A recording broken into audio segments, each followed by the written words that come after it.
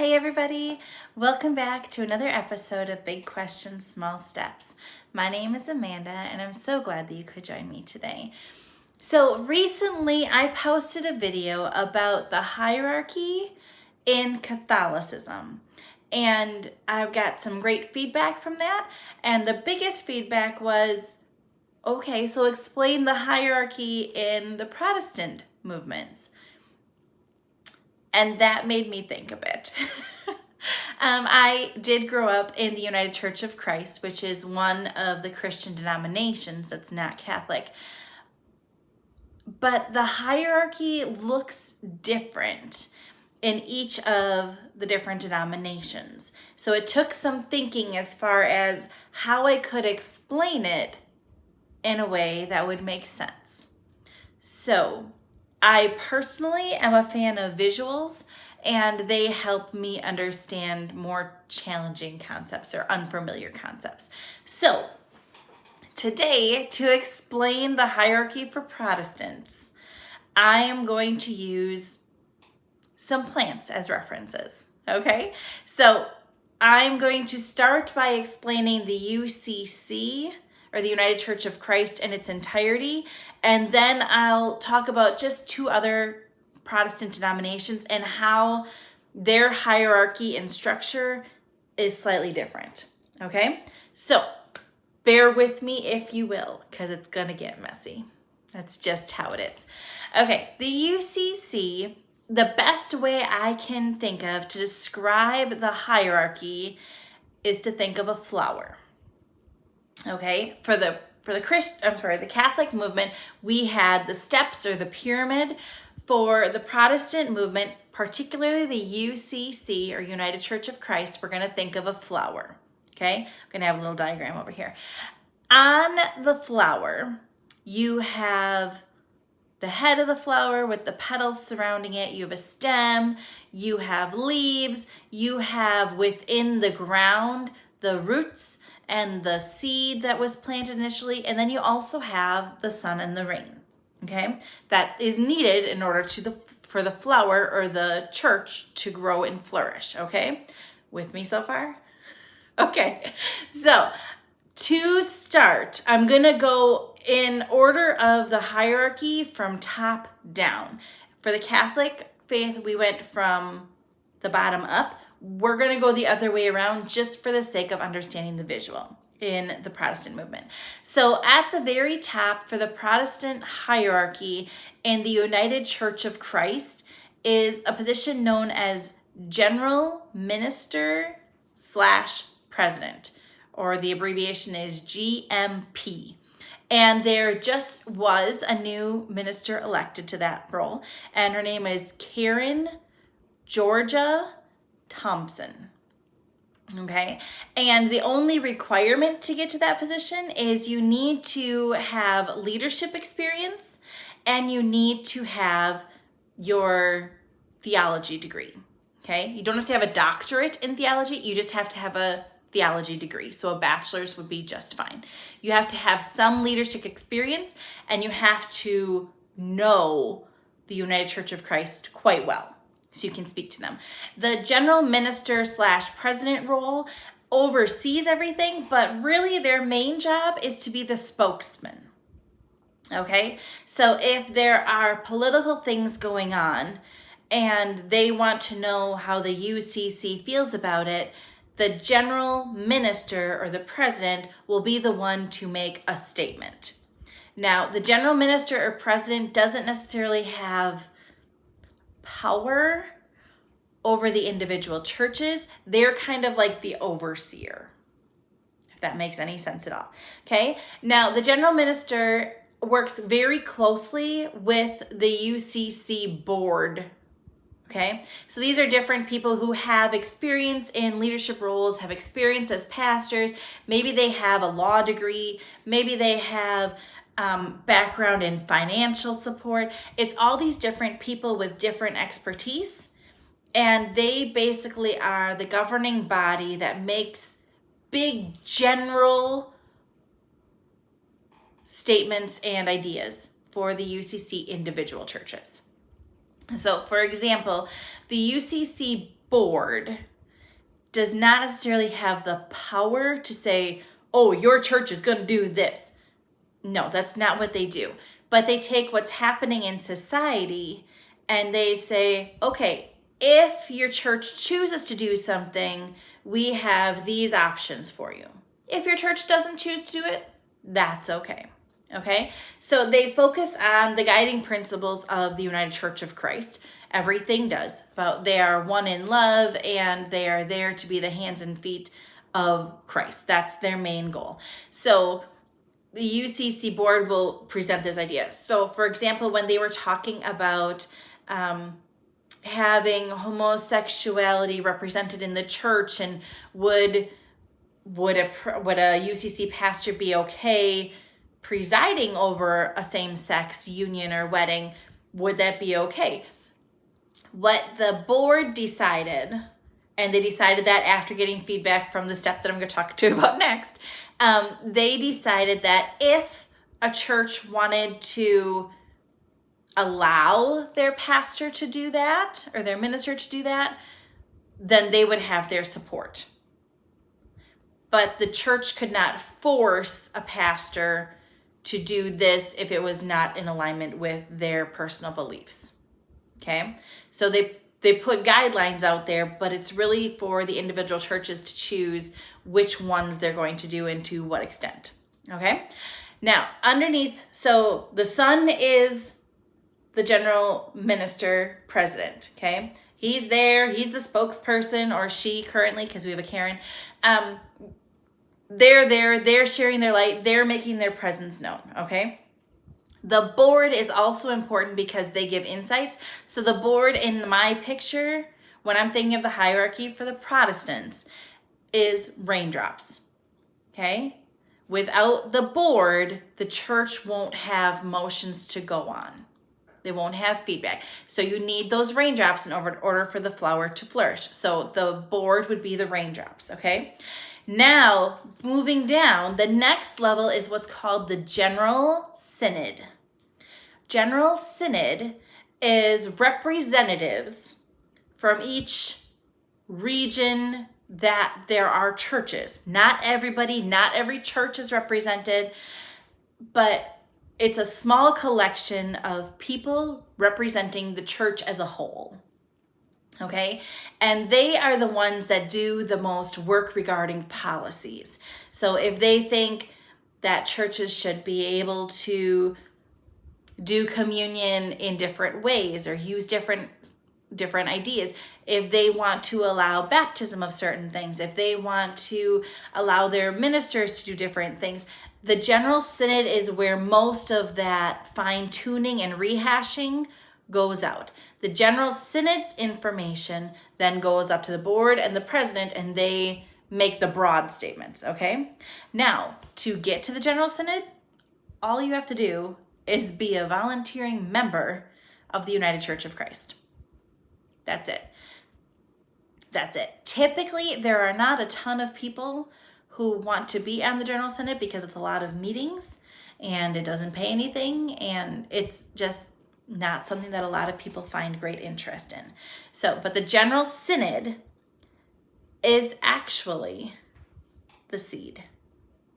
It's the seed of the plant. It's what is planted initially in order for the flower to grow. If there was no General Synod, there would be no churches. There is no voice for the church to the board. You have to start with the General Synod. The General Synod is the seed, okay? Now, after the seed, or before the General Synod, I should say, we have another group. This is called the region. Now, this changes depending on where you live because it's based on population. So I live in Wisconsin. Our region is the Great Lakes. So it's Wisconsin, it's Illinois, it's a little bit of Missouri, it's a little bit of a lot of things. There are different regions, okay? The regions in the flower picture are the roots, okay? It is these other churches that are in your area that can give you strength to sustain. They can give you ideas. They can give you models to follow. Okay, so the seed was the General Synod. The roots are the region. Okay, the next level up is called the conference. The conference in Wisconsin is the Wisconsin Conference. That's just how it is. The Wisconsin Conference is a bunch of different people. There are pastors, there are licensed lay leaders. We're going to talk about them later.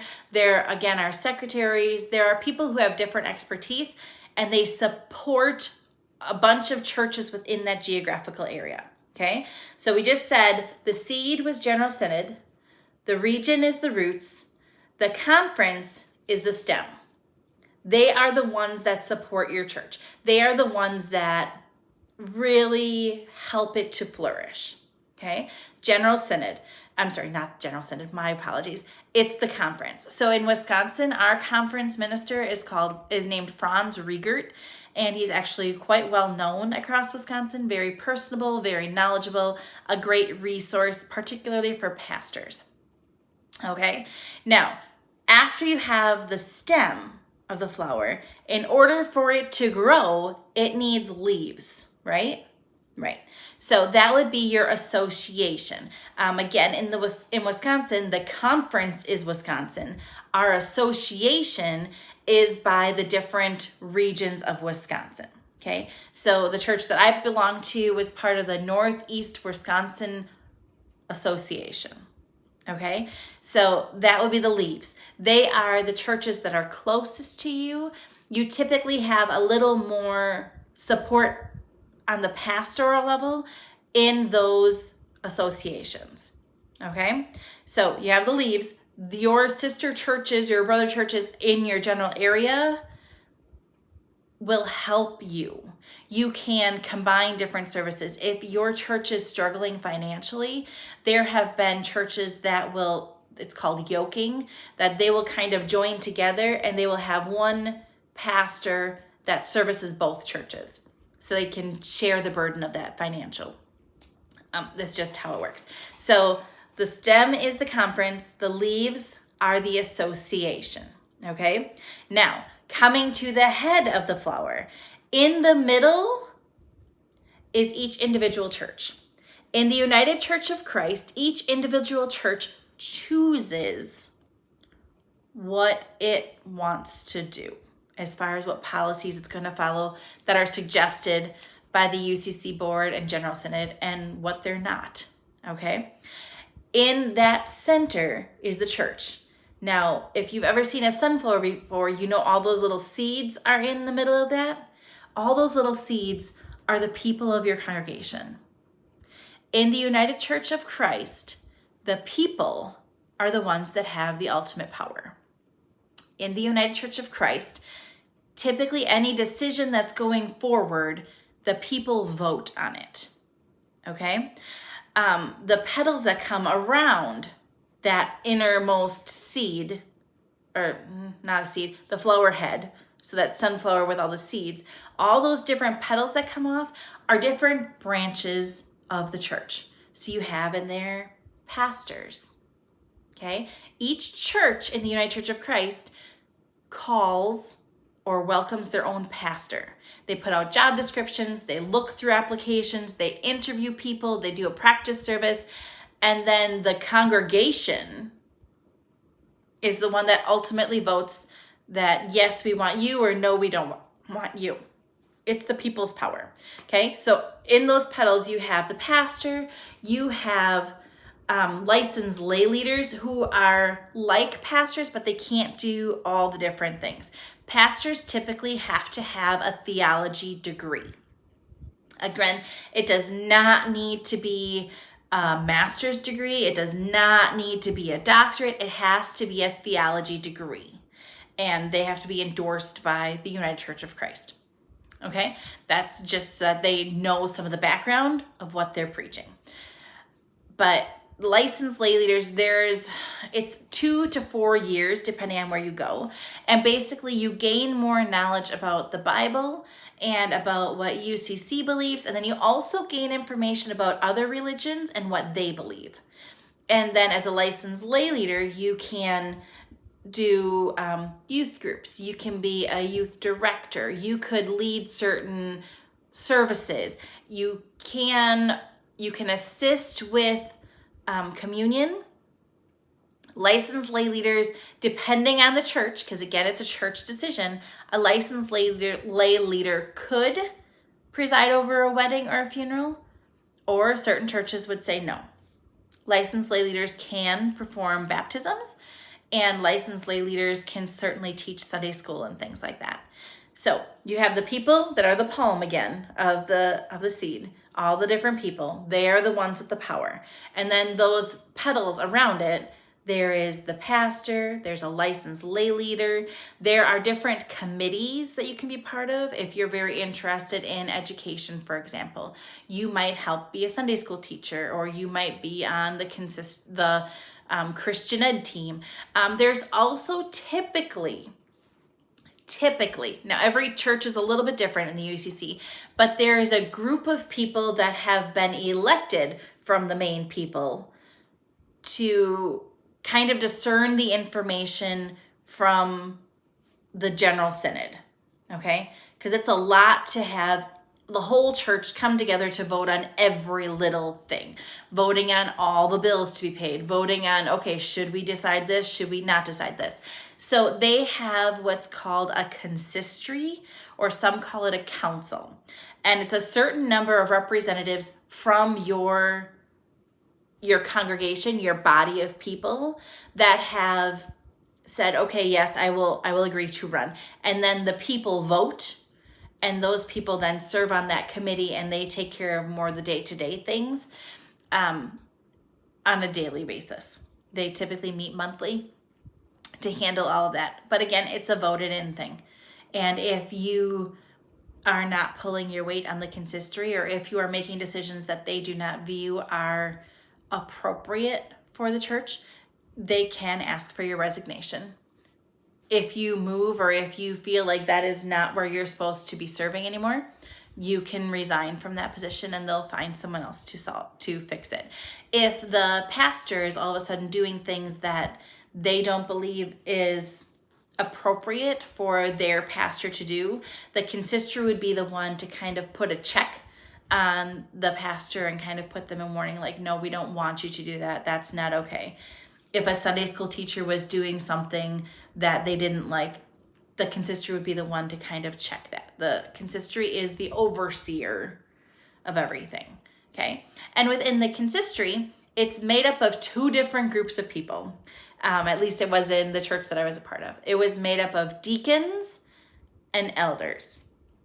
So in the church that I was a part of, you could be a deacon if you were anybody. It was typically your first term, you were a deacon. An elder was if you had served on consistory at least once before. That's the only difference. So that's the best way I can explain the hierarchy of the Protestant church, particularly the UCC. Each church runs and operates by itself. It has supporting aspects to help it be better, but really in each church, it's the consistory that makes the rules. Okay? Now, in other ways of looking at things, there are other churches in the Protestant tradition that don't have the same level of hierarchy. For example, in the Baptist and the non-denominational movements, they qualify themselves as Christian. However, they don't have much of a hierarchy at all.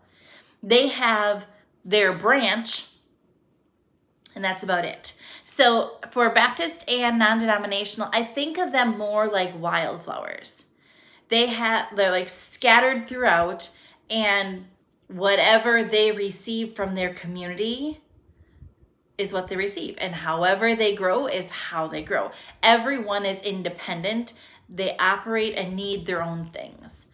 They look differently. Every every single Baptist church or non-denominational church, they will not run the same. They're just different. They run completely by themselves. They make all their decisions. That's just how they work. Okay. Now, on the flip side of that is the Lutheran Church. And the Lutheran Church, I can most accurately compare to an aspen tree.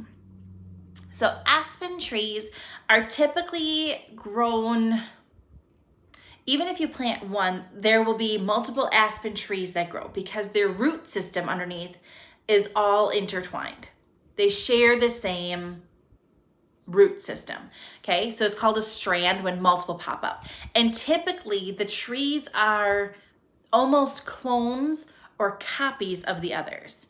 If you go to a Lutheran church that's of the Wisconsin Synod, for example, and you go to a different church that's a Wisconsin Synod, it's going to be very similar. Very similar. Even if you went to a Wisconsin Synod and then you went to a Missouri Synod, it's still very similar. So the Lutheran Church, I would equate to more of an aspen. Okay? They have their synod, their root system that ties them all together. Nope, we're going to do this all together.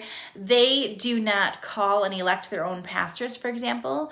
They contact their synod and they say, okay, we're in need of a pastor, and they just send somebody. It doesn't matter if they like that person or not. It doesn't matter if it's not the right fit personality-wise for their congregation. Whatever the synod sends them, that's who they have.